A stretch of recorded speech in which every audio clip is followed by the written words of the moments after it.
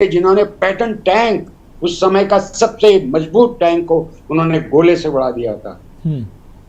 तो इसमें हम लोग ना कोई जात न धर्म है, भारत एक होना चाहिए और भारत एक है और इसका मुकाबला हम लोग पाकिस्तान को मुंह तोड़ करके, वो मुश्किल से 4 दिन भी वो हमारे सामने टिक नहीं सकता है। धन्यवाद। ठीक है सर, आप हमारे साथ जुड़े रहे। हमारे साथ सेल्सानंद गिरी जी जुड़े हुए हैं। सेल्सानंद गिरी जी, हम आपके पास आते हैं। भारत वैसे तो विश्व शांति की बात करता है, लेकिन हमारे पराक्रम को, हमारे संयम को अगर कोई हमारे धैर्य को अगर कोई कार्यता समझेगा तो हम अपना निश्चित रूप से पराक्रम दिखाएंगे।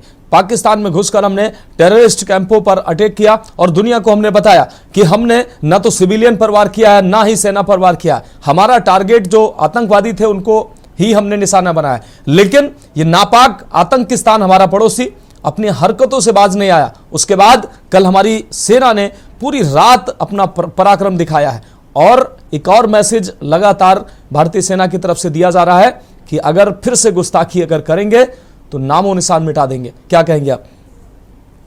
देखिए, स्पष्ट है, पूर्व चर्चा में भी मैंने कहा शांति के स्वरूप बने के। याद रखिए, शांति कब स्थापित होती है और कहाँ स्थापित होती है? जहाँ अशांति होती है।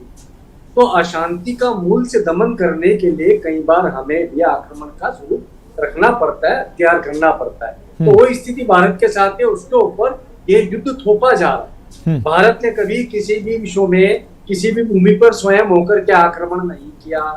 अब रही बात इन लोगों की, तो इन्होंने एक कुत्सित प्रयास ये करा कि इसको धर्म युद्ध बनाने का, धार्मिक युद्ध बनाने का इन्होंने प्रयास करा कि कैसे भी हो इस्लामिक देश जो है इनके पक्ष में आ जाएंगे यदि इन्होंने धर्म का आधार लिया, जो कि सदैव से लेते आए हैं।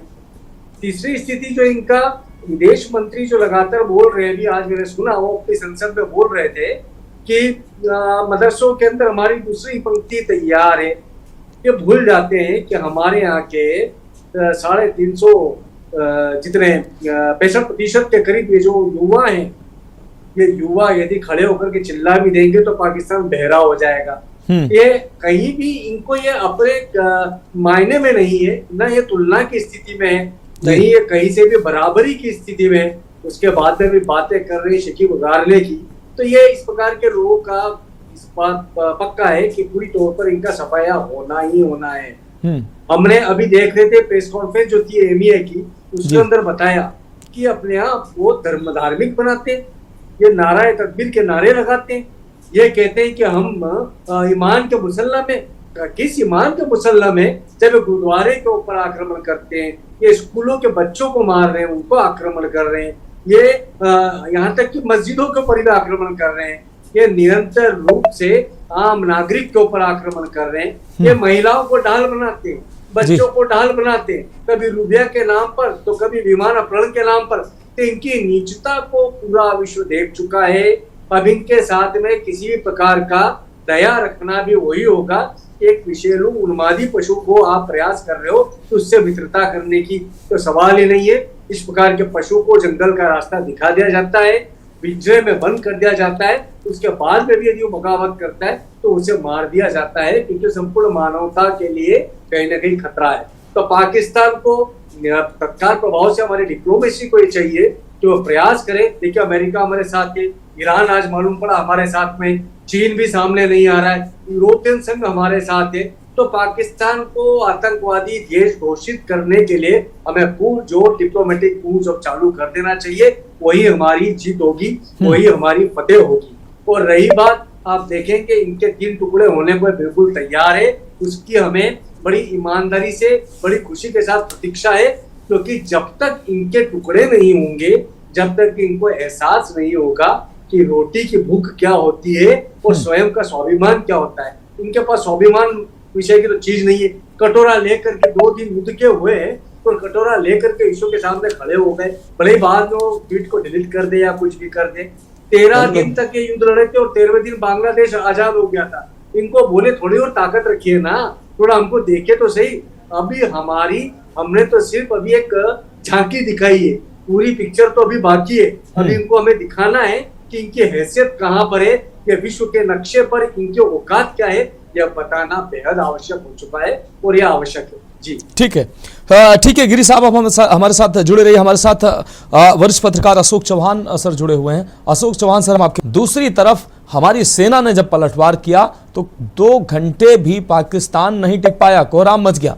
अब ऐसे में अगर पाकिस्तान हिमाकत करता है तो कितने दिन टिकेगा हमारे सामने गिरी साहब? ठीक है, स्पष्ट सी बात है, इनकी खुद की संसद के अंदर बात चल रही है, शेर और गिदड़ की कहानियां चल रही है। उनके प्रधान को गिदड़ कहा जा रहा है और मोदी जी को शेर कहा जा रहा है। स्पष्ट है। पिछली बार हमने जब 13वें दिन बांग्लादेश को आजाद कर दिया था तो मैं तो चाह रहा हूं कि ये 2-3 दिन और प्रयास करें, और ताकि फिर हम हमारा वास्तविक शौर्य दिखा पाए। और जब शौर्य दिखाएंगे, अभी तो प्रिसीजन स्ट्राइक के ऊपर बात चल रही है, क्योंकि इंटरनेशनल वॉर लॉ के हिसाब से कि हम लोग अटैक नहीं कर रहे हैं मिलिट्री बेसिस, हम लोग अटैक नहीं कर रहे हैं किसी प्रकार के सिविल बेसिस, हम लोग अटैक नहीं कर रहे हैं उन जगहों पर जहां से सिविल एविएशन होता, हमने अटैक नहीं किया है, किंतु हमने उनके मिलिट्री बेसिस को सिर्फ एक छोटा सा, इसे कह सकते हैं कि ट्रेलर दिया है। तो भाई आप लगातार इस प्रकार से हमारे सिविल स्टेट्स के ऊपर अटैक करोगे तो हम भी बाध्य हो जाएंगे, और जब हम बाध्य हो गए तो क्या होगा? आपका तो प्रधानमंत्री पूर्व आपकी ही जेल में सुरक्षित नहीं है, उसके साथ व्यभिचार हो जाता है। और आप बात करते हो न्याय की, आप बात कर रहे हो कि हम हमारे न्याय को स्थापित करेंगे, हमारे साथ अन्याय हो रहा है, अन्याय का रोना रोते हैं, और साथ में शेर आया करते करते आजादी तक अभी तक आपने चंदा ले लेकर के देश को चलाया है, और वास्तव में शेर आया है। देखिएगा, प्रिसीजन स्ट्राइक को यदि हमने टारगेटेड स्ट्राइक कर दिया टुवर्ड्स योर एस्टेब्लिशमेंट्स, सिर्फ मिलिट्री नहीं, वास्तविक एस्टेब्लिशमेंट्स, तो ध्यान रखिएगा विश्व का सबसे भयावह कब्रिस्तान जो तैयार होगा वो पाकिस्तान में होगा। आप 1780-1790 का इतिहास पढ़िएगा, उसके अंदर क्या हुआ था? 565 रियासतों के होने के बाद में जब मुगल आक्रांताओं से हम लोग लड़ नहीं पा रहे थे, उस समय पे हम साधु संतों ने, नागाओं ने अपनी हाथ में बेड़ा उठाया और गुरिल्ला वॉरफेयर किया। अभी तो उन्हें हमारे साधु संतों का जो शांति का पाठ पढ़ाते हैं, जो जीवन का मार्ग दिखाते हैं, उनका आक्रोश देखना है।